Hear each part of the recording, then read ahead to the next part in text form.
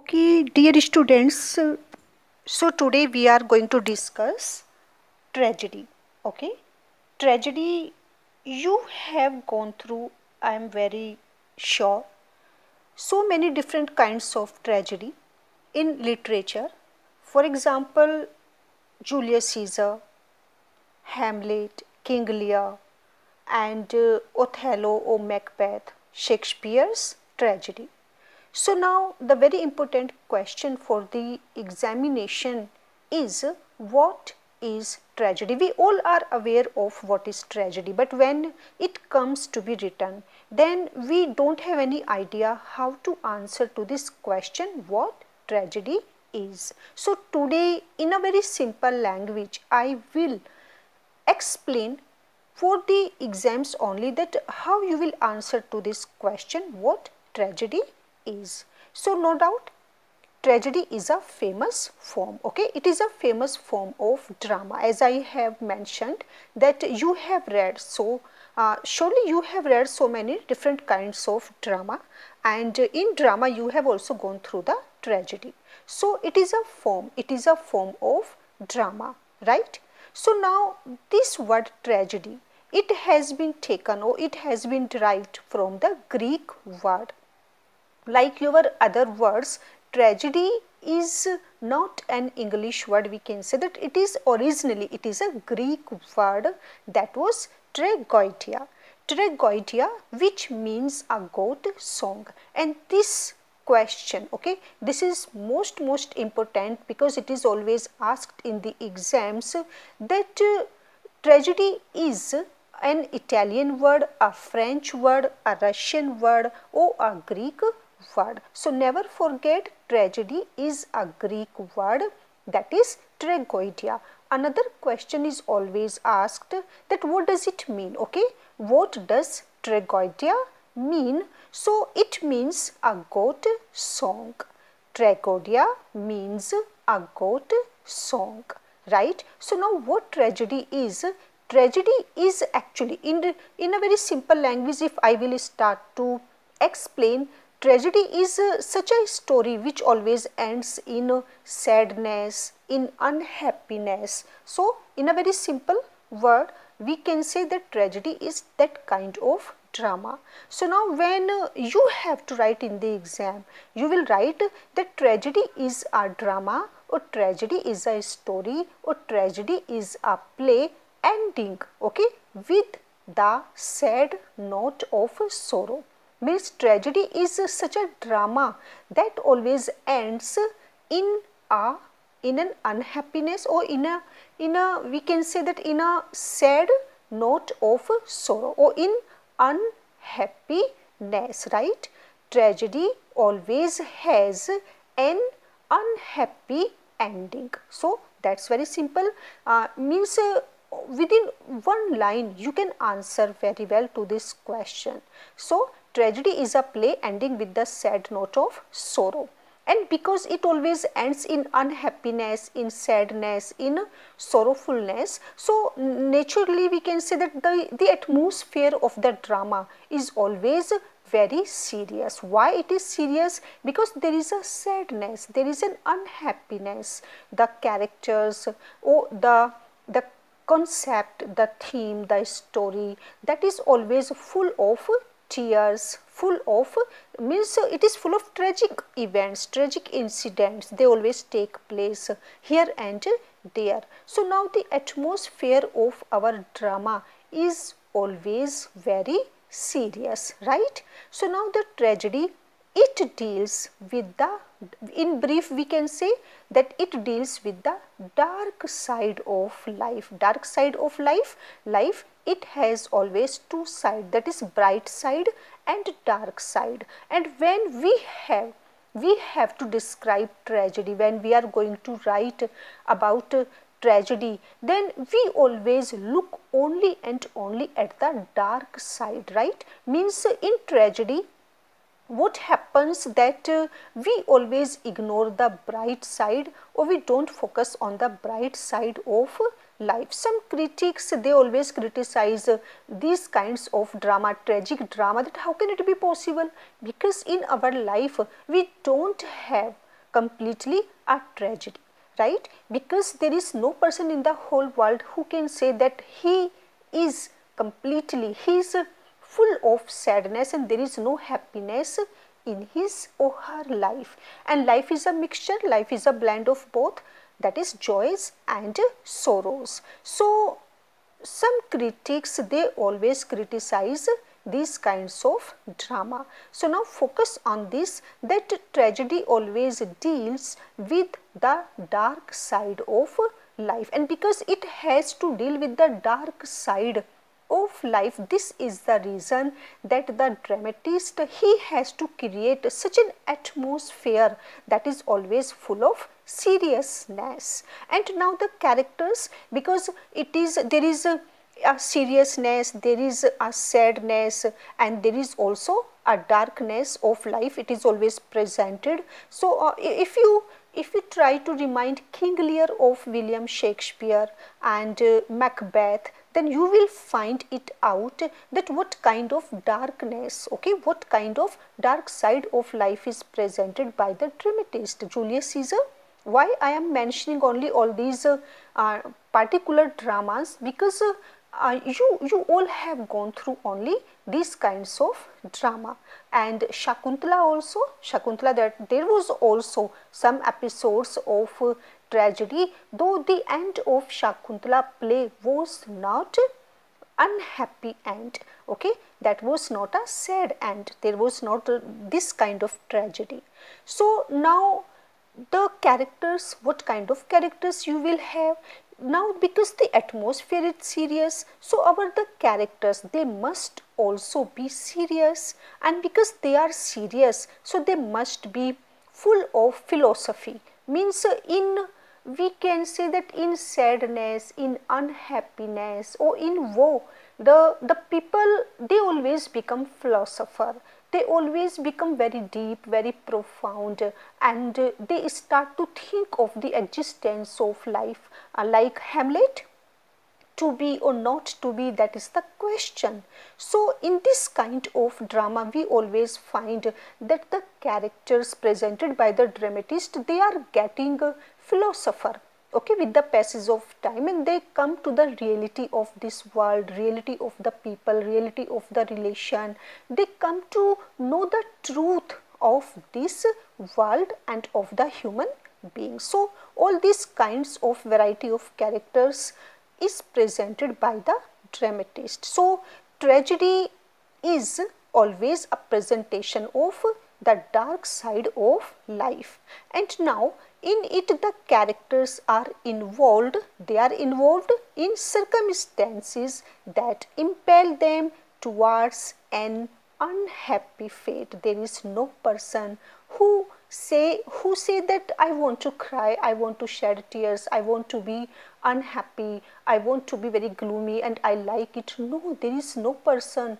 All want to be happy more and more. So why does it happen that our characters, they are unhappy, they are full of melancholy, they are depressed, they are helpless, and they are being the victim of cruelty? The reason is always that there may be a reason of their destiny, that is, it is always scripted by God. Means the story or their destiny, it has been written by that supreme power, by that by any invisible power. So the same happens with the character. If I just give you the example of King Lear of William Shakespeare, if any of you has gone through the story of King Lear, such a pathetic tragedy, such a heart touching story of King Lear. So what was his fault that he has to go through that tragic incident in his old days? The fault was only with him that he was old. So now we cannot say that there is a fault with characters. To some extent it may be, but what was the fault with Hamlet, and what was the fault with Desdemona, right, with Desdemona? So now here we, Desdemona in Othello. So in it the characters, they are always involved in that kind of circumstances that they find themselves helpless, means they think that the things are not in their hands and they cannot control their destiny, they cannot do anything in that particular given circumstances by their time or by their destiny. So that always impel them towards an unhappy fate. So this is the main reason that the tragedy takes place. And another thing, that when our drama starts, okay, from the beginning to the end, we don't find sadness. Now when the tragedy starts, means when our tragic drama starts, we find that our hero or our main characters, they are very happy and they are very hopeful, they are positive, they are enjoying all the things of their lives. But as with the passage of time, as our play it starts to move, we find that the hero or the characters now, because of destiny, because of time, now they start to suffer. So it deals with the fate of characters. Maybe for example, if we talk of high birth, right, high birth, kings, princes, that is Lord Rama in Ramayana, or Lord Krishna, right, and in Mahabharata also you have gone through so many different characters. So why it happened with them that they had to gone through that kind of tragedy. So now the dramatist, what he does, the main thing of a tragedy, that the characters are not ordinary characters, okay, the particular character we can say the hero. So now the hero who is suffering, who is going through his unhappy fate, he is not an ordinary character. He is not a simple character, but he is either a prince, either a king, as I have given you the example of Lord Rama, Hamlet, King Lear, and even Othello also, means they are not ordinary person, but they are either prince or they are king, means they belong to an aristocratic family, right, they belong to aristocratic family, and they are the characters of high birth. So this is the main quality of a tragedy, that tragedy or these kinds of dramas always deal with the fate of characters. And what kind of fate? That is unhappy fate. Got? Characters of high birth, maybe kings, maybe princes, and their households. So what was going on within their households? And according to Aristotle, there is always a purpose of a tragedy, that is to produce or to give us catharsis. Catharsis means a tragedy should be full of feelings, full of emotions. It must be so emotional that the audience or the readers, they could connect themselves with the characters' pain, characters' suffering, characters' tears, characters' struggles, whatever happens with the characters, the readers or the audience, they could feel that is taking place not with the hero but with themselves. So now that must be the power of a dramatist, to present, to describe such things before them. So now what happens in the tragedy? It always purifies our feelings, because when we find the characters suffering, the characters crying in deep pain, for example King Lear or Hamlet, then it always purifies our feelings, means we also start to cry, we also get very emotional, and at that moment it purifies our soul. So now if you have to write the definition of tragedy, okay, in the exams you can be asked what is tragedy, or give the definition according to Aristotle, okay, or give the definition of tragedy given by Aristotle.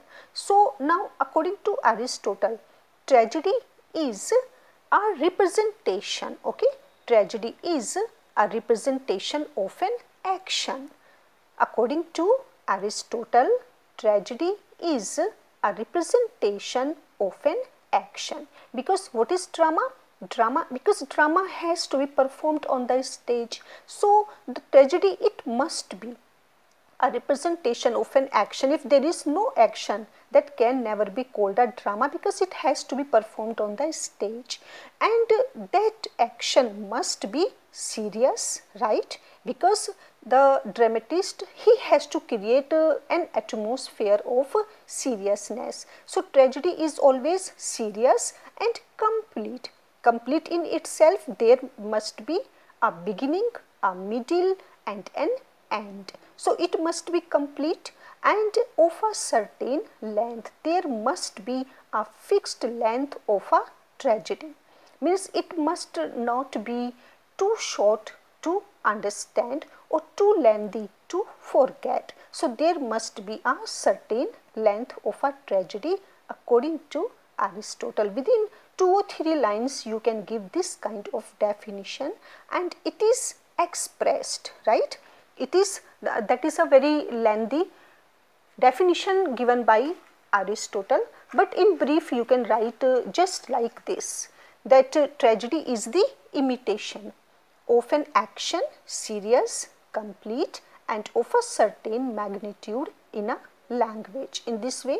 And if you want to tell 6 parts of tragedy given by Aristotle, you can also mention plot, character, diction, thought, spectacle, and song. So now in the exam, most important question can be asked about tragedy, that the very first English tragedy. So never forget, and this kind of question is also always asked, that name the first English tragedy, right? So the very first English tragedy was Gorboduc. Gorboduc, or we can say Ferex and Porrex. It was published in 1562 and it was written by Thomas Sackville and Thomas Norton. So Gorboduc was the first English tragedy. So this was your tragedy.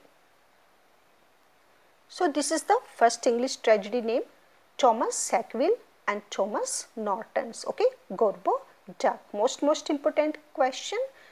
Gorboduc was the first English tragedy, and another title of this tragedy was Ferex and Porrex, and it was published in 1562. It was written by Thomas Sackville and Thomas Norton's. Now we can classify or tragedy on the basis of form and on the basis of theme. Mainly there are 2 kinds of tragedy, classical tragedy and romantic tragedy.